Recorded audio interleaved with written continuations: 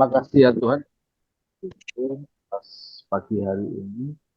Anugerah-Mu besar Tuhan, dan Kau Ya, Allah yang sungguh besar Tuhan. Biarlah Kau yang terus mengasihi kami, Kau yang terus menolong kami. Karena kami percaya kami ada sebagaimana kami ada sekarang ini hanyalah oleh karena kasih karunia-Mu yang terus menyertai kami semuanya Tuhan. Terima kasih.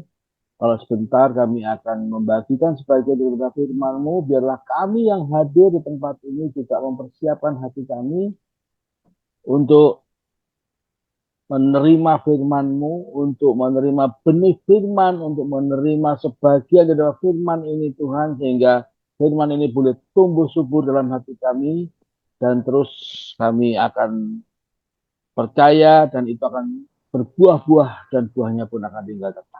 Terima kasih Tuhan. Supaya kami semuanya dikuatkan dalam nama Tuhan Yesus. Haleluya. Amin. Semuanya bisa mendengarkan suara saya ya. Halo. Dengar suara saya ya. Oke, yuk. Makasih Jelas. atas responnya. Ya, saya khawatir aja karena saya pakai headset. Ya, pagi hari ini saya Tuhan memberikan kepada kami untuk membagikan firman itu mengenai berani percaya. Berani percaya. Kadang-kadang kita sebagai orang yang sering mengalami masalah, sering mengalami problematik dalam hidup, itu sampai kadang-kadang kita itu apa iya ya, apa bisa ya, kita itu kadang-kadang melihat bahwa apakah saya itu selalu salah, apakah saya nggak boleh mendekat kepada Tuhan, apakah memang nasib saya itu begini, sehingga selalu banyak persoalan dalam hidup saya.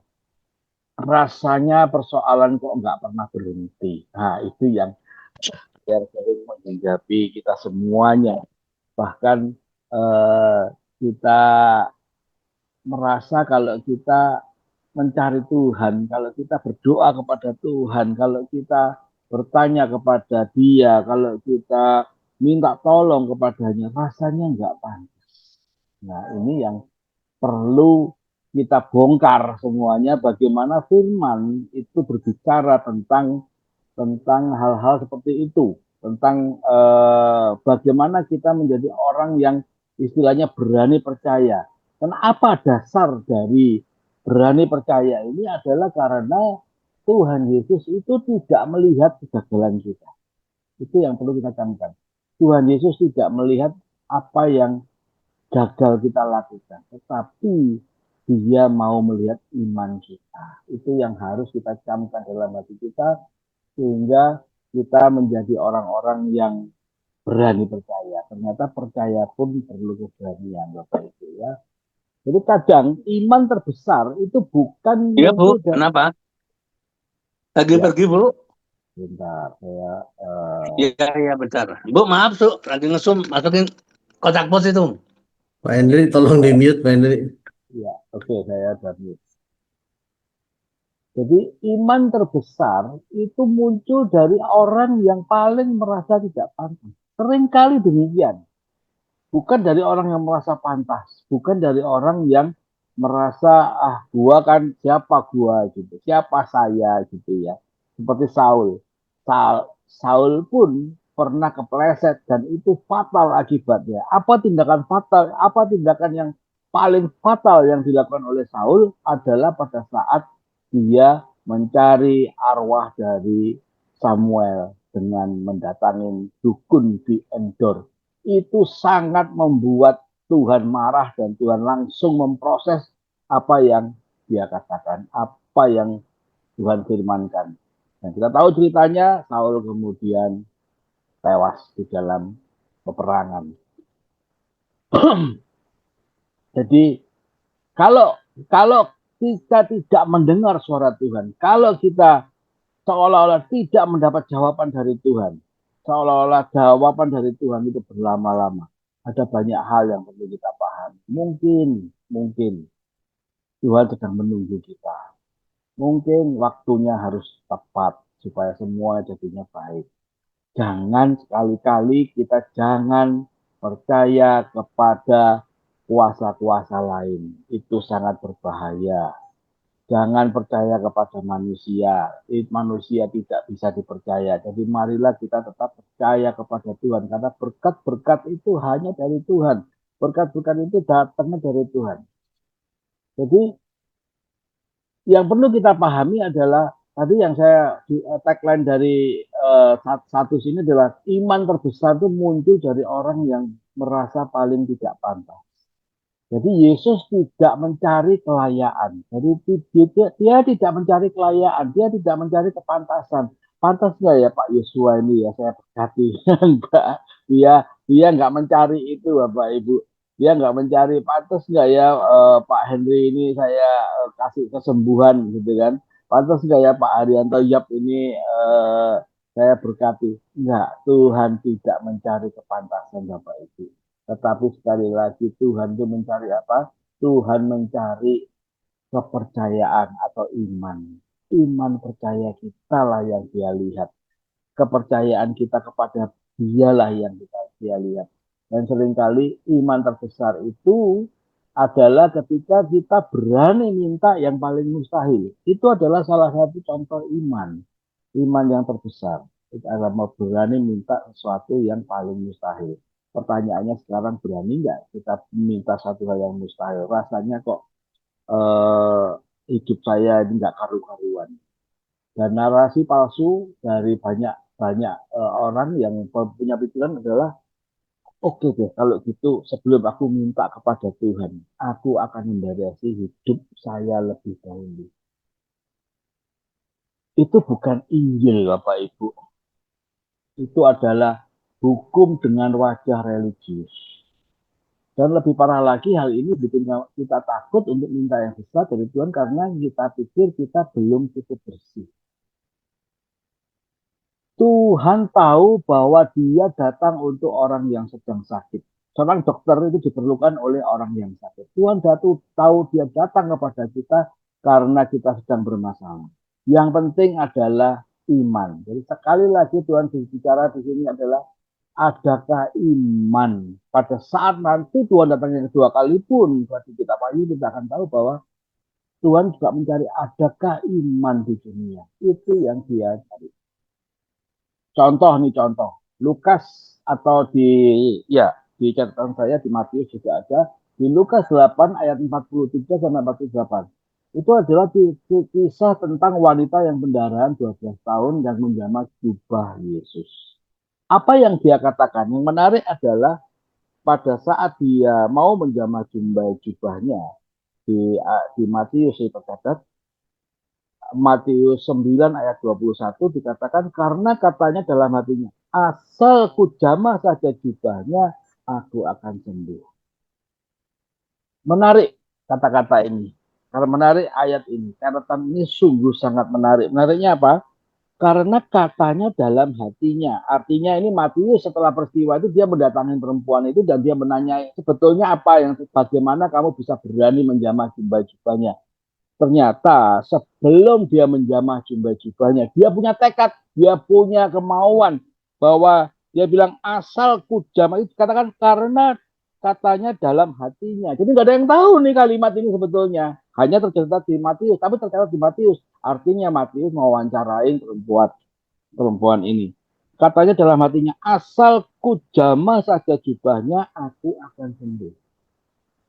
Mari kita dengan iman berani menjamah Tuhan Yesus. Berani menjamah dia. Karena pada saat kita menjamah dia, itu artinya iman kita tumbuh. Iman kita bangkit. Dengan iman dan kebangkitan dari kondisi kita yang terpuruk, kehancuran kita. Kalau iman kita, biasanya orang terpuruk pasti diikuti dengan iman yang rontok. Nah ini masalahnya. Orang yang terpuruk, orang yang hancur diikuti oleh iman yang rontok. Maka mari kita membangkitkan iman. Iman dahulu yang dibangkitkan. Perempuan ini juga membangkitkan imannya. Dia bilang, asal ku jamah saja jubahnya, aku akan sembuh. Kondisinya menurut hukum membuat dia najis. Dia nggak nunggu layak, dia nggak minta kecil. Nah ini dia. Dia nggak nunggu layak dan dia nggak minta kecil. Apa kelayakan? Orang yang pendarahan atau Jangankan pendarahan sebagai sakit penyakit. Orang yang pendarahan karena perempuan ini ya, pendarahan karena menstruasi saja, itu haram hukumnya bagi orang Yahudi pada saat itu. Sehingga dia selama 12 tahun dia itu haram. Dia nggak boleh tidur di dalam rumah. Bahkan kalau zaman sebelumnya itu tidur dalam rumah nggak boleh. Dia harus tidur di luar rumah karena dia najis. Nah, ini yang parah. Jadi sebetulnya dia sedang bukan hanya minta kesembuhan, tetapi dia lebih dari itu. Dia minta pemulihan. Jadi dia minta satu hal yang besar, dia minta pengampunan dosa. Karena orang pendarahan dianggap dosa zaman itu. Sehingga bukan sakit penyakit saja, tapi dianggap dosa. Sehingga kondisi dia pada saat dia maju mencari Yesus, itu kondisi yang sangat berbahaya. Kalau ketahuan orang, maka dia bisa dirajam. Dan dia makan mati. Dan dia berani melakukan itu dengan tindakan yang sangat berani. Dan dia minta pemulihan seluruhnya. Seluruh pemulihan dia minta kepada Tuhan Yesus. Dan dia bilang, asal jamah banyak, maka aku akan sembuh. Karena dia nggak berani datang dari depan. Dia nggak berani noel tangannya Yesus. Pundaknya begini, nggak berani. Dia hanya berani menjamah jumlah banyak. Tapi di situ imannya bangkit. Dan hebatnya apa? Tuhan Yesus tidak bilang berani-beraninya ya kamu. Itu yang harus kita camkan pagi hari ini. Bahwa Tuhan Yesus itu senang dengan orang yang bangkit imannya dari keterpurukan. Pagi hari ini mari kita bangkit iman kita. Jadi tetap semangat, never give up. Itu harus ada dalam hidup kita. Jangan menyerah. Dan bahkan dia bilang, imanmu menyelamatkanmu. Catatan ini sebetulnya sedikit dan banyak, hanya sekian ayat, tetapi itu sangat menarik karena ada kekuatan iman yang ditunjukkan. Dan bukan hanya itu, juga tanggapan Tuhan Yesus terhadap iman perempuan ini. Jadi Tuhan Yesus sengaja menyentuh yang najis. Karena kalau orang, menurut hukum di dalam imamat, kalau orang menyentuh barang yang najis, maka orang itu akan ikut najis. Kalau orang yang najis itu menyentuh orang lain, maka orang lain itu juga jadi najis. Itu hukum yang terjadi saat itu. Tetapi Yesus beda. Dia sengaja menyentuh hal yang najis. Dia menyentuh hal yang najis itu, dia tuh mau memberikan kekuatan supaya yang najis ini menyentuh dia. Karena apa? Pada saat yang najis ini menyentuh dia tanpa rasa takut, maka bukan Yesus yang jadi najis, tetapi mereka yang menyentuh dia menjadi tahir. Ini yang perlu kita pahami. Siapapun yang menyentuh Tuhan Yesus dengan hatinya, siapapun yang menyentuh Tuhan Yesus dengan hatinya, maka dia akan menjadi tahir kembali. Apapun keadaan Bapak itu, yang najis itu bisa kembali tahir. Yang haram itu menjadi halal pada saat kita menyentuh Tuhan Yesus. Yang sakit pun bisa disembuhkan. Hari ini yang sakit, sentuh dia, jamah dia dengan hatimu, maka engkau akan disembuhkan. Jadi salib bukan tempat untuk orang minta hal yang kecil. Ini bukan hal yang kecil yang diminta oleh ibu itu. Yang diminta adalah pemulihan dan kesembuhan. Jadi mari kita berani datang kepada Tuhan karena darahnya semua permasalahan kita sudah dibayarkan oleh Dia.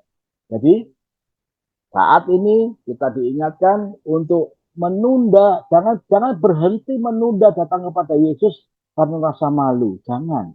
Aduh malu aku. Aduh aku nggak pantas. Aduh, yang adu banyak itu jangan. Terus sekali lagi juga bawa persoalan, bawa kekacauan, bukan bawa CV rohanimu. Nah, ini yang menarik ya. Jangan merasa bangga bahwa kita melayani Tuhan. Jangan merasa bangga bahwa saya berdoa dari pagi sampai malam setiap hari. Jangan merasa bangga bahwa kita sudah baca Alkitab dari dari Kejadian sampai Wahyu. Sudah puluhan kali. Terus kemudian kita datang kepada Tuhan Yesus. Tuhan, aku sudah ini, sudah itu. Dan berharap Tuhan memberkati kita. No, Tuhan mau iman kita yang maju lebih dahulu. Iman kita yang bangkit. Berani baca, berani dengarkan firman, dan berani beriman kepada Tuhan. Itu yang Tuhan mau. Jadi beranilah menjamah dia dan beranilah minta sesuatu yang besar. Karena iman bukan cuma percaya dia sanggup, tetapi percaya kita cukup untuk dikasihi, untuk meminta. Itu yang harus kita camkan pada pagi hari ini.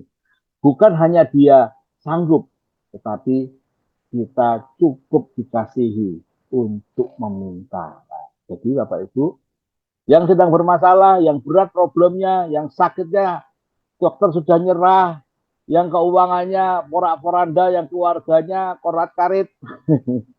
Mari dengan iman kita datang kepada Tuhan. Percayalah Anda cukup dikasihi untuk boleh meminta. Jadi mari datang kepada Tuhan pagi ini dan kita berani percaya. Tagline hari ini adalah berani percaya. Tuhan nggak mencari yang sempurna. Ini tambahan lagi ya. Ingat ya, Tuhan itu nggak mencari yang sempurna. Dia cari yang cukup iman buat datang dalam kondisi hancur. Dia cukup berani buat minta hal yang besar dari hati yang kecil tapi penuh iman. Itu yang Tuhan mau. Contoh, sekarang contoh. Contoh paling parah di dalam Alkitab. Saya ambil contohnya Alkitab ya. Contoh paling parah di dalam Alkitab. Dalam Alkitab ini isinya tokoh-tokoh yang berani mengambil langkah mendekat kepada Tuhan. Berani maju terus bersama dengan Tuhan. Berani terus berada di jalurnya Tuhan. Kalau kita lihat Daud, kita sering tahu kisahnya. Kalau kita lihat Musa, kita juga tahu kisahnya. Bagaimana dia bisa membelah laut. Kalau kita tahu siapapun yang sering kita dengar khotbah, maka kita tahu kisahnya. Ada satu orang yang menarik. Satu orang menarik itu siapa? Dia adalah Yabes. Ya, Yabes ini mempunyai kisah yang menarik, Bapak Ibu. Kenapa Yabes ini mempunyai kisah yang menarik? Karena dari kecil dia sudah diberi nama Yabes yang artinya aku melahirkan dalam kesakitan. Jadi Yabes ini arti kata Yabes adalah sumber kesakitan, sumber persoalan. Jadi Yabes itu sumber persoalan. Dulu saya punya teman namanya Ribut. Ribut. Namanya Ribut. Kasih nama Ribut. Akhirnya apa? Di kelas dia sering bikin ribut. Jadi kalau ribut-ribut apa ada yang namanya ribut, udah dia pasti ribut ini. Jadi hati-hati ya kasih nama orang ya, hati-hati kasih nama anak ya. Nah Yabes ini mindsetnya dari kecil kacau dia. Dari kecil dia diusir, dia dikucilkan, bahkan kemudian dia diusir dari rumah. Jadi dia punya mindset yang lemah, dia punya mindset yang dari kecil dikatakan pembawa sial. Tetapi apa yang dilakukan oleh Yabes pada saat dia berubah pikirannya, pada saat dia berubah cara berpikirnya, makanya penting merubah cara berpikir. Bagaimana kita bisa merubah cara berpikir? Merubah cara berpikir adalah dengan ini. Ini dia. Kalau kita melihat persoalan hidup, kalau kita melihat keadaan hidup, kalau kita melihat, makanya Paulus bilang, aku hidup karena percaya, bukan karena melihat. Karena kalau kita melihat persoalan, kalau kita melihat hidup kita, mungkin kita kacau, mungkin kita lemah. Tetapi pada saat Paulus bilang, aku hidup karena percaya, dia adalah sedang berbicara bahwa aku hidup karena iman. Apa yang aku lakukan adalah karena iman. Nah, bagaimana cara merubah pola pikir adalah saya senang di sini banyak grup, apalagi yang digagas oleh Bu Dewi dari Surabaya itu untuk baca Alkitab.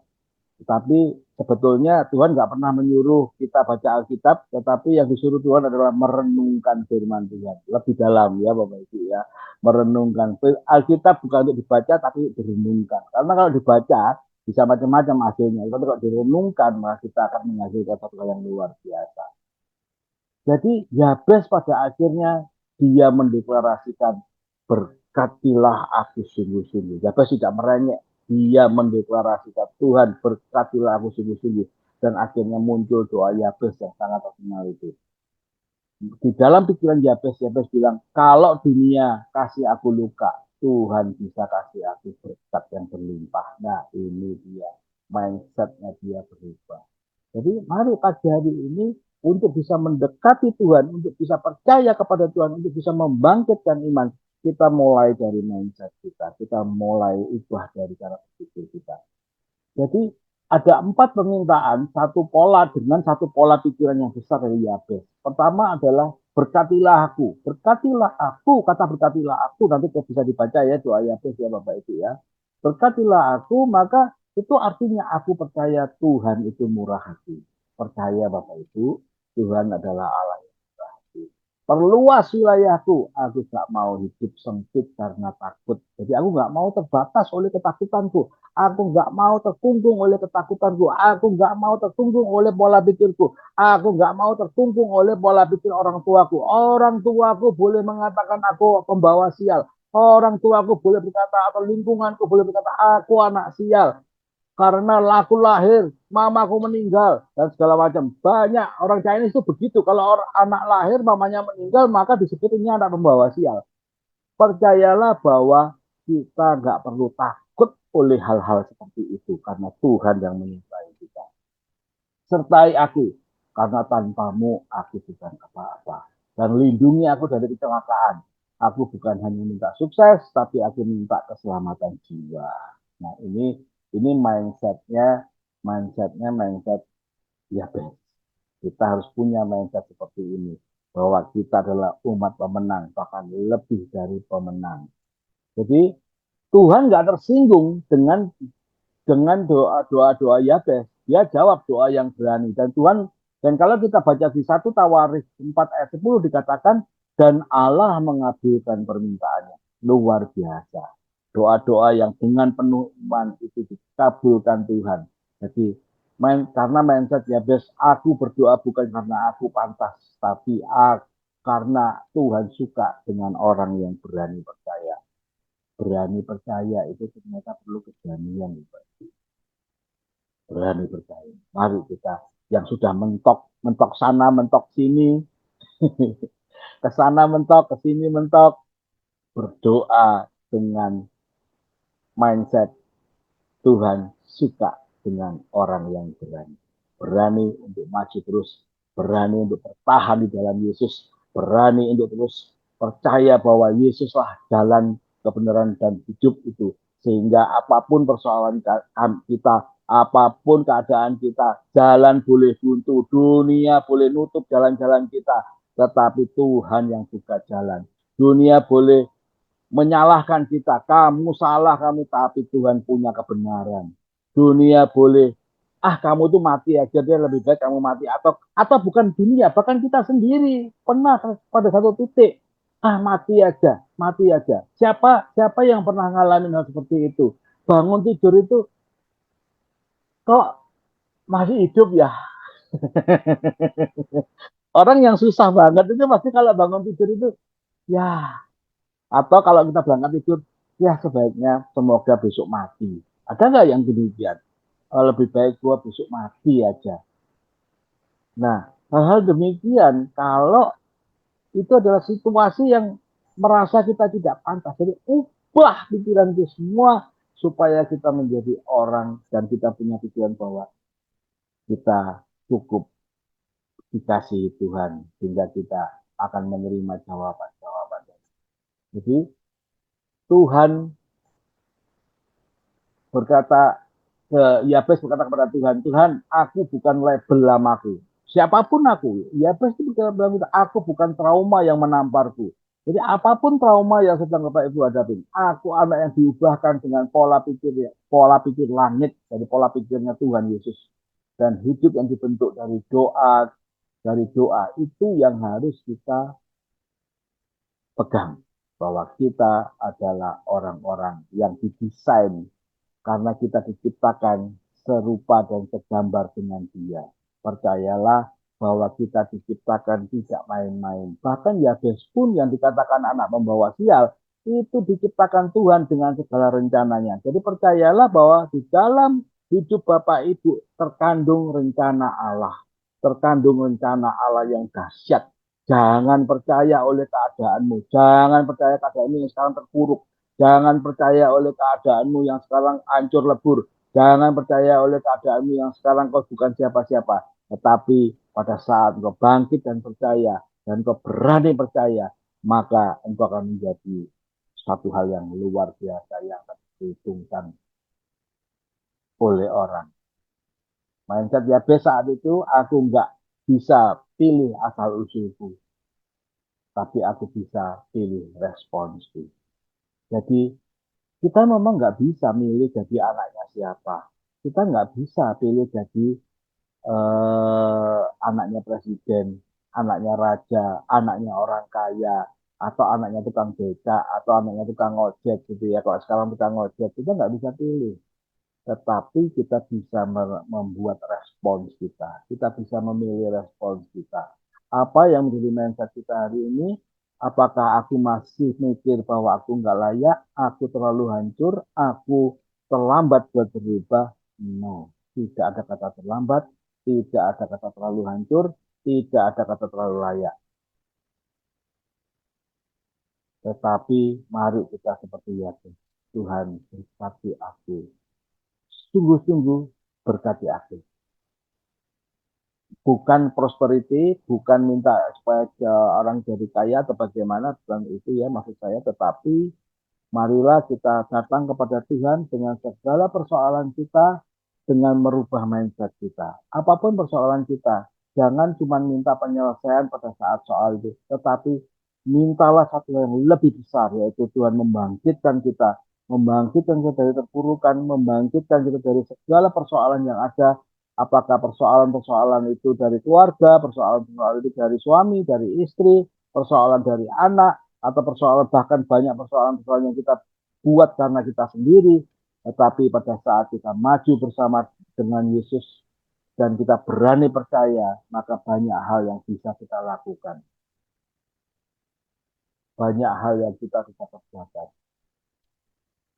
Jangan takut minta terlalu besar dengan Tuhan. Tidak san. Nggak ada kata kebablasan kalau kamu datang lewat salib. Lewat salib itu berarti lewat persoalan, lewat penderitaan. Doa yang paling menyentuh hati Tuhan bukan yang paling sopan. Ini yang perlu kita ingat ya. Jadi jangan sampai kita datang kepada Tuhan, aduh aku kalau doa nanti salah ngomong gimana ya. Nanti salah, aduh aku tulis dulu deh. Setelah ditulis, dirapiin, kemudian kita baru berdoa dan kita baca doa-doa kita. Apakah kita kalau datang ke orang tua kita, kalau kita datang ke mama kita datang ke siapapun orang yang punya otoritas di atas kita bawa surat, kemudian kita baca di depannya. Nah, itu pertanyaan yang menarik. Jadi biasakan berbicara dari hati kepada Tuhan. Karena dia adalah Allah yang melihat hati. Dia nggak melihat tulisan Bapak Ibu, dia nggak melihat catatan Bapak Ibu, tetapi dia melihat hati Bapak Ibu. Bagaimana hati kita bisa terus maju bersama dan hati kita bisa tertuju kepadanya. Jadi Tuhan, doa yang paling menyentuh hati Tuhan bukan yang paling sopan. Nah, ini yang perlu kita perhatikan. Mungkin kita salah berkata-kata, mungkin kita salah kata-katanya nggak indah. Seperti ini ada satu contoh kisah ya. Ini ada satu pedagang kelontong di Glodok gitu namanya Acong ya. Mungkin sering dengar ya. Acong ini setiap kali lewat, dia agamanya bukan Kristen, dia setiap kali lewat depan gereja dia nggak berani masuk, jadi dia cuma lewat lewat depan gereja, dia berhenti sebentar, kemudian dia cuma ngomong, Tuhan ini uwe acong, gitu, sangat kerja. Setiap hari dia lakukan, Tuhan ini uwe acong, gitu, sangat kerja. Udah itu aja terus dia lakukan. Sampai suatu ketika acong sakit. Satu sakit sampai hampir mati. Dia hanya teriak kepada Tuhan, Tuhan ini uwe acong, sembuhkan saya. Dan luar biasanya apa? Tuhan Yesus datang pada dia, menjamah dia. Terus dia tanya, kamu siapa? Dia kan nggak tahu Tuhan Yesus. Orang dia cuma lewat depannya. Kamu siapa? Ini Owe Yesus. dan, dan, dan Acong pun selamat. Dan saya itu dia ke gereja. Jadi doa-doa yang sederhana. Ini contoh ya Bapak Ibu ya. Doa yang sederhana yang dia bukan hanya sederhana. Tetapi doa yang paling percaya atau paling dengan iman. Yang dilandasi oleh iman. Itu yang paling menyentuh hati dia. bukan doa yang sopan, bukan hanya doa yang, ya memang kita harus berusaha sopan sih ya, sopan atau indah, tetapi mari kita berdoa dengan iman dan percaya. Bahkan ada narasi palsu begini, aku harus hati-hati dalam berdoa, nggak boleh minta terlalu banyak, nanti dibilang serakah atau nggak tahu diri. Itu mentalitas hamba, bukan anak kita. Nah, ini diingatkan ya. Jadi, apa kata Alkitab? Ini ayatnya, ini dasar ayatnya. Jadi tadi saya belum baca dasar ayatnya, kecuali kisah kisah perjalanan 12 tahun. Ya, Ibrani 4 ayat 16 dikatakan begini, sebab itu marilah kita dengan penuh keberanian menghampiri tahta kasih karunia, supaya kita menerima rahmat dan menemukan kasih karunia untuk mendapat pertolongan kita pada waktunya. Jadi marilah kita dengan penuh keberanian. Jadi ditantang. Kita itu ditantang oleh Tuhan untuk maju dengan penuh keberanian. Menghampiri tahta kasih karunia. Supaya kita menerima rahmat dan menemukan kasih karunia untuk mendapat pertolongan kita pada waktunya. Jadi saat kita datang dengan berani, kita sebenarnya sedang menyembah karena kamu menunjukkan betapa layak dia dipercaya. Itu satu hal yang kita camkan. Mari kita datangin Tuhan dengan berani, bukan berani melawan ya, tapi dengan iman dan berani dan percaya bahwa kita akan ditolong Tuhan, bahwa kita akan diberkati Tuhan. Jadi Ibrani 4 ayat 16 ini bukan cuma undangan, itu adalah deklarasi bahwa iman kita lah yang menyentuh hatinya. Bukan perkataanmu, bukan kata-katamu yang indah, tetapi iman percaya kita lah yang menyentuh hatinya, sehingga Tuhan dari surga turun tangan menolong kita. Karena anak, di dalam Roma 8 ayat 32 dikatakan begini, karena anaknya sendiri pun tidak disayangkannya, melainkan diserahkannya demi kita semua. Masakan ia tidak memberikan segala sesuatu kepada kita. Nah, itu dasar iman dua ayat ini. Mari kita datang dengan berani, dan karena anaknya diserahkan untuk menyelamatkan kita, apakah kita tidak akan ditolong? Jadi Yesus mati agar kita punya akses penuh ke surga. Salib bukan pintu masuk, tapi itu adalah jaminan kamu, jaminan kita boleh minta apapun, kapanpun, kapanpun, sebesar apapun. Tuhan tidak menunggu kita sempurna, Tuhan tidak menunggu kita cukup percaya untuk datang, jadi bahkan dikatakan iman sebesar biji sawi pun sanggup memindahkan gunung. Jadi jangan bilang, imanku masih kecil, nanti Tuhan nggak nolong saya karena saya diminta beriman. Pagi ini saya diminta beriman, tapi iman saya masih kecil. Iman saya hanya sebesar biji sawi. Enggak. Iman besar bukan soal waktu yakin kamu bisa, tetapi seberapa yakin bahwa Yesus cukup untuk kamu. Jadi intinya iman itu adalah bukan percaya bahwa aku bisa, kita bisa, tetapi kita percaya bahwa Yesus cukup untuk kita. Mari kita mencukupkan diri kita hanya dengan Yesus saja. Jangan percaya yang lain. Maksudnya begitu ya. Jangan percaya yang lain. Jangan datang ke sana kemari. Bahkan ingat di awal kisah tadi, di awal saya, Saul itu tragis karena dia mencari dukun di endorse. Dia malah kemudian proses hukum mati pun buat dia berjalan. Nah, demikian firman Tuhan pada pagi hari ini. Semoga kita semua dikuatkan, kita semuanya mempunyai iman percaya, dan kita yakin bahwa kita layak di hadapannya, dan yang sakit akan disembuhkan, yang masalah keluarga akan dibereskan, yang masalah keuangan akan ditolong. Terima kasih Tuhan, kami percaya kasih-Mu yang luar biasa terus menyertai kami semuanya, yang membuat kami percaya dan beriman kepadamu, sehingga pertolongan-pertolongan dari-Mu itu akan datang kepada kami untuk menolong dan membereskan persoalan yang sedang kami hadapi. Bukan hanya itu, bahkan Engkau juga membereskan kehidupan kami. Kalau Engkau sudah menolong ibu yang pendarahan 12 tahun, itu adalah juga ada pemurnian, ada pengudusan, maka kami percaya Engkau sanggup menguduskan kami semuanya, Engkau sanggup memurnikan kami, Engkau sanggup menolong kami. Terima kasih Tuhan, karena kami percaya keluarga, apapun persoalan yang sedang kami hadapi, itu sanggup Kau selesaikan.